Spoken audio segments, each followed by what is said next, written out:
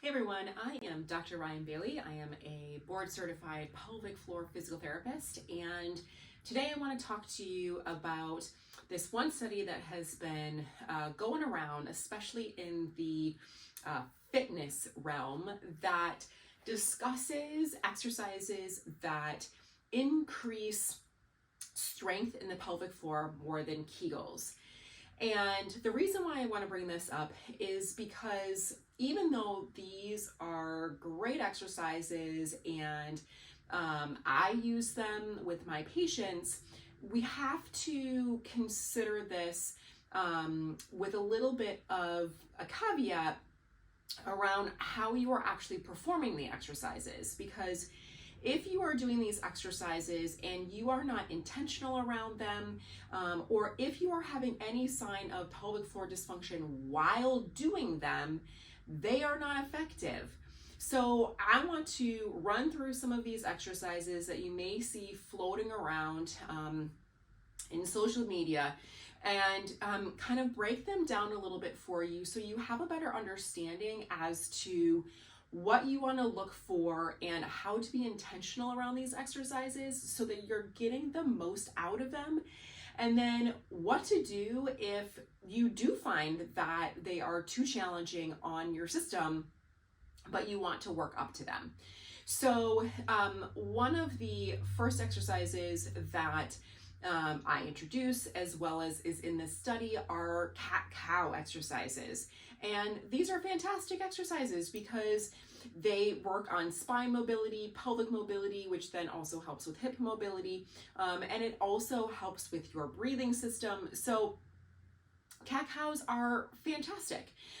Something to consider when you're doing a cat-cow is how it feels, for one, when you're doing them, but also where are you getting the most movement when you're doing the cat-cow. So a lot of the times what I see in cat-cows is getting into more of a thoracic rounding versus having a more full spine round as we're going into that cat position.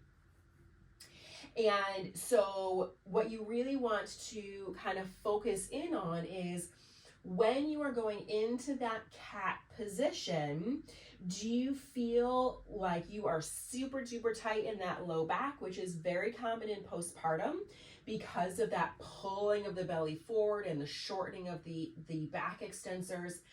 And so that's where you actually want to focus your attention in onto. You want to really try to round into that low back more. But when you're doing that, what does it feel like down in your pelvic floor? Do you feel like you're actually pushing out and down and almost creating a bearing down sensation in the pelvic floor? Do you feel like you're gripping in your glutes? Do you feel like you're pushing out into your belly? So these are all things that you want to consider when you're doing your cat-cow, though cat-cow is less of a potential problematic exercise than some of these other ones. So that is something just to consider with the cat-cow.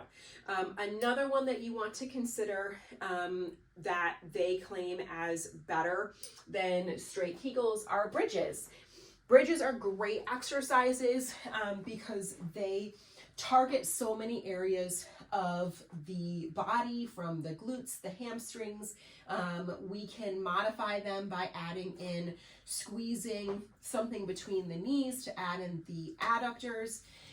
But something that I find a lot with bridges is that we tend to stay in an anterior tilt, an extension through the spine when we go up into the bridge. This is a very common posture that we bring into postpartum from pregnancy, and this is what it looks like. Okay, so we get this big arch in the back. Our pelvis is actually tipping forward, even though we're going up into hip extension. So when we do that, do you still feel like you're actually almost bearing down into the pelvic floor?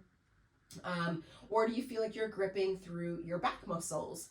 So the things to consider with that is actually putting your arms straight up towards the ceiling, kind of reaching through the shoulder blades, and then making sure that your hamstrings turn on. So to get your hamstrings to turn on, you really want to think about pulling your heels towards the bottom of your pelvis.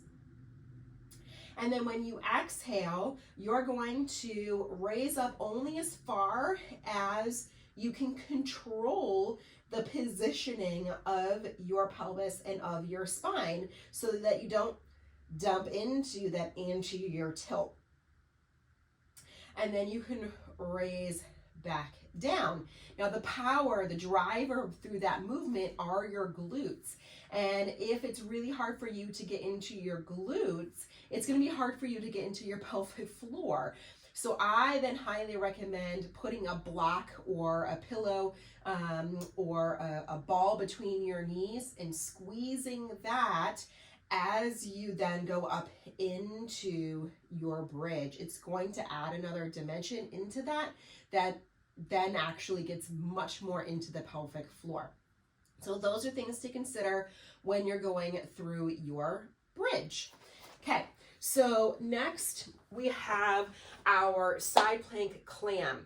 Now, I have a lot of mixed feelings around the side plank clam, and one reason why I have mixed feelings around this is because from pregnancy, we tend to have tight hip external rotators. And what are we doing in a clam? Externally rotating. Now, yes, does externally rotating get into your posterior pelvic floor fibers?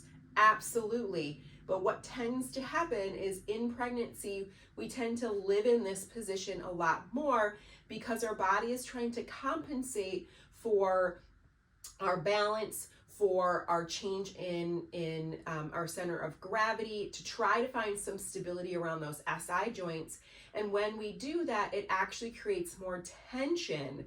So I'm not a huge lover of the side plank clam because you actually might be tight in those external rotators. So this is what it looks like, right? We go up and then we clam. So that is really the caveat around the side plank clam, is that if you have the tendency to live in external rotation, to have tighter glutes, to get clicking in the front of your hip when you lift your leg up, if you have SI joint pain or pubic symphysis pain, side plank clam, even though it shows that it is going to increase your pelvic floor muscle strength more than Kegels, it's not my top exercise in postpartum because of that pattern from pregnancy and even potentially from before pregnancy. So side planks alone are great, but what I would do instead is I would actually squeeze, again, something between the knees to really drive the use of the outside hip and the adductor. And that is going to get up into the pelvic floor in a much more uniform way. Okay, so next are our bear crawls. So this is hands and knees again, toes tucked under and lifting up the knees.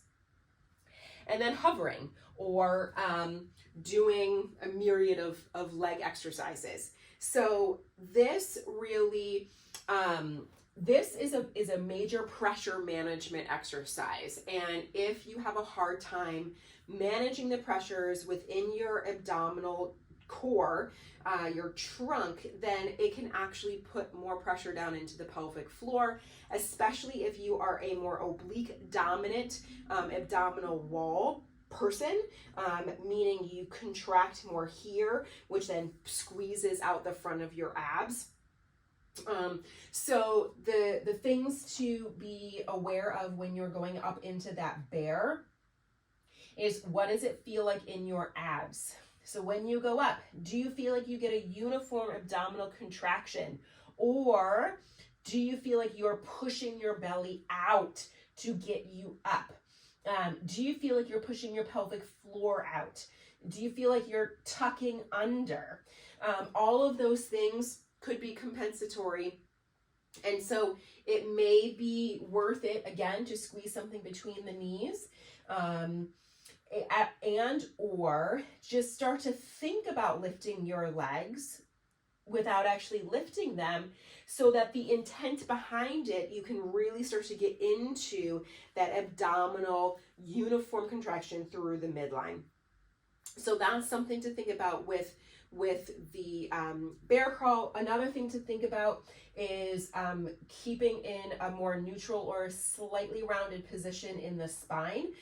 If we drop here, that's gonna be harder to keep the connection with the whole core system. Okay, so the two exercises now that are the ones that I find the most challenging for people are lunges and squats. So squats, really it's about the mechanics of what's happening, but because we are standing up, we are now working against gravity. So what can happen is we reverse our breathing in squats. We tend to drop into our anterior tilt in squats. We may bear down with squats. We may not have the ankle mobility for squats. So there's a lot of things going on with squats that you have to look out for. I'm gonna turn so you can see it from the side. So when we go into a squat, I'm just gonna be at a regular hip width position. Some things to look out for is when we go down into the squat, boom, do we dump? Do you dump your pelvis forward and go into an anterior tilt? This is going to create this big sway, and maybe even you look straight forward. Look how arched my back is. So this uses a lot more back extensor. It puts a lot more pressure into the front, and we're actually not really going to get into that pelvic floor, because if we anterior tilt, that actually opens up the bottom of our pelvis more, making it lengthen the pelvic floor. So what we want to think about more is, okay, I need to make sure that I stay in more of a neutral position in that pelvis to start off with, a more neutral position of the spine. So it's great if you put your hands, thumb on ribs, fingers down on your pelvis. And so you can feel if you start to create more length between your fingers. So as you go down, are you maintaining the same length that you had as when you were standing? And of course, if you live in an anterior tilt or in a posterior tilt, that in standing, that may compromise what's happening in the squat. But if you can find your neutral by rocking through your tilts and find that in between land, and then also make sure that you're not lifting or really pulling down the ribs as well. And again, you're kind of trying to find that in between land. And then as you go down, you are maintaining that. Now, here's the breathing aspect of it. You want to make sure that when you are going down, we actually start off with our inhale. And that inhale is allowing our glutes to lengthen out without dumping forward. They're lengthening out. Our hamstrings are on a little bit to help with that neutral position if we go into anterior tilt land. And we are allowing our pelvic floor to also lengthen out. Then when we lift up, we are driving through our glutes, but then we're exhaling, and because our pelvic floor lengthens on inhale and contracts on exhale, we are more likely to not get a bear down into our pelvic floor when we are coming back up out of that position, because that is the tendency that I find is when we're doing squats, we actually get this bear down sensation through the squat, and it's really going to compromise the strengthening of the pelvic floor in the squats if you are constantly bearing down on it. Okay, so then lunges, very, very similar to our squats in terms of, I tend to see people bearing down into the pelvic floor and not actually getting a lifting sensation through this. It's just with staggered legs now. So very, very similar, right? Do you dump into anterior tilt or do you clench those glutes into a posterior tilt? We want to live in more of a neutral land when we start off with this. And then as you lower down, go into inhale and then exhale. And pay attention to what you're feeling in your pelvic floor. Do you feel like you are bearing down or are you leaking because you're holding your breath?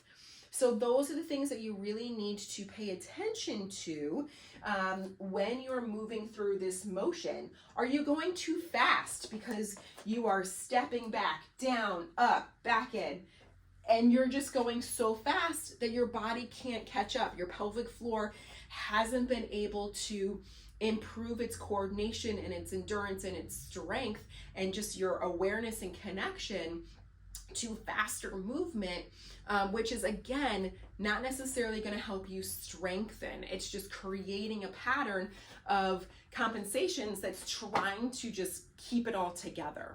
So those are the main things that I want you to think about. So to recap, these are all great exercises for the caveat of the side plank clam in postpartum. I know a lot of people who give that one, but I'm just not a fan. And what you are really looking for is, what does it feel like when you're doing these exercises? Because you want them to be very, very effective for you. And if you are not being intentional around them, if you are blowing through them really quickly, if you are bearing down, if you are having other pelvic floor symptoms, if you are pushing your belly out when you are doing any of these exercises, they are not going to give you the optimal contraction through the whole system like we want them to, like what this study is saying is going to happen. So that is really what I want you to think about around these, instead of just taking this information at face value and say, great, I'm going to do these exercises, but then not really have an idea of what you should be looking for while doing them, especially if you're starting out 6 weeks postpartum, when things really still are healing. So if you have any questions or comments, drop them below. And if you want to read this in text form, I'm going to put a link to the blog that I wrote up that also just talks about what we went over here.